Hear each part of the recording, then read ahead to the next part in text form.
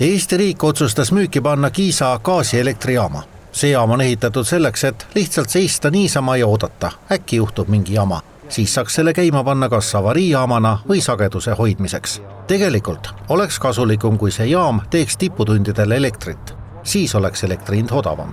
Sel juhul on see hinnanguliselt tarbija jaoks hind madalam 3,5 eurot megavatt-tunni kohta. See ei ole kolossaalne summa, aga see siiski kaalutlusena on oluline.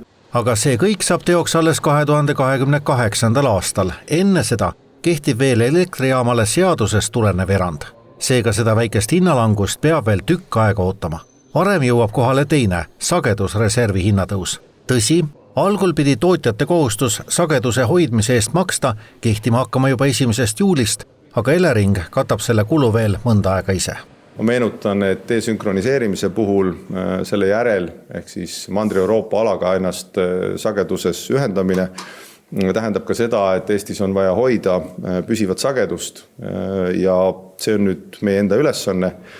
Ja kehtiva reegli järgi oleks pidanud siis 1. juulist küsima tasu tootjate käest ja valitsus siis otsustas pikendada kulu katmist nendest samadest ülekoormustasude laekumisest, mis tulevad välisühenduste pealt ja millest ehitatakse ka välisühendusi. Nüüd on siis seega plaan, et hinnatõus tuleb 1. jaanuarist. Siis hakkavad tootjad maksma elektrisageduse hoidmise eest ja loomulikult saavad nad selle lõpuks tarbijalt kätte.